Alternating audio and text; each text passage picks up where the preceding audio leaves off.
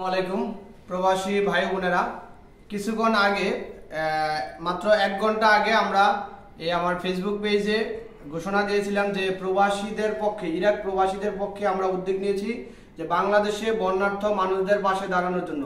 সেই প্রেক্ষাপট বিবেচনা করে বর্তমানে বাংলাদেশের যে বন্যার্থ মানুষদের পাশে দাঁড়ানোর জন্য আমরা ঘোষণার সাথে সাথেই আমাদের বেশ কিছু প্রবাসী ভাই আমাদেরকে ফোন দিয়েছে যে তাদের কাছ থেকে টাকা নেওয়ার জন্য, এবং আমরা মাঠ পর্যায়ে গিয়ে আমাদের সাথে মুমিন ভাই ছিল, আশিক ভাই এবং আমাদের সাথে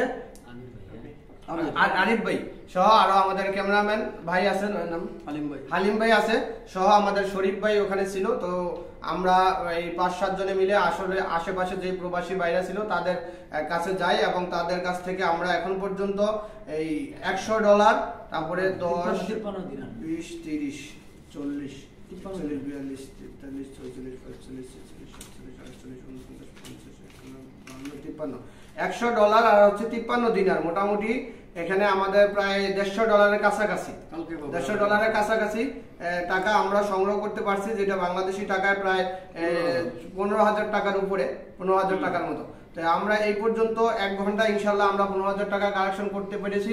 আপনারা যদি যারা ইরাকে আছেন, আপনারা যদি আমাদেরকে সহযোগিতার হাত বাড়িয়ে দেন, অবশ্যই আমি মনে করি, বিশ্বাস করি যারা এই সহযোগিতা অংশগ্রহণ করতে চান অবশ্যই আমাদের সাথে যোগাযোগ করবেন। এবং আমরা বর্তমানে ইরাকের ইরাকের বাগদাদের জাদ্রিয়া আছি। আপনারা যারা জাদ্রিয়া শিয়া মসজিদের পাশে, এখানে আশেপাশে আপনারা যদি কেউ আমাদেরকে সহযোগিতা করতে চান তাহলে আমরা সরাসরি গিয়ে আপনাদের সহযোগিতা আনবো। এবং আপনারা যদি কেউ বিকাশে সহযোগিতা অংশগ্রহণ করতে চান তাহলে কমেন্ট করে জানাবেন, আমরা বিকাশ নাম্বার দিয়ে দিব। এবং নিচে ক্যাপশনে, নিচে আমাদের এই নিচে কমেন্টসে আমাদের বিকাশ নাম্বার দেওয়া আছে, আপনারা সেই বিকাশ নাম্বারে টাকা পাঠাতে পারেন। অবশ্যই আমরা চেষ্টা করবো যে এখানে আমার বিশ্বাস যে ইরাকে যত প্রবাসী আছে, যদি আমরা 500 প্রবাসী ভাই যদি 5 টাকা করে দিই তাহলে 2500 টাকা, সেটা হচ্ছে বাংলাদেশি টাকা প্রায় আমরা 2 থেকে 2.5 লক্ষ টাকা আমরা সংগ্রহ করতে পারবো যদি সবাই সহযোগিতা করে। 10-এর লাঠি 1-এর বোঝা। তাই আসুন সবাই আমরা প্রবাসীরা বাংলাদেশের সংকটে পাশে দাঁড়াই। ধন্যবাদ সবাইকে। আসসালামু আলাইকুম।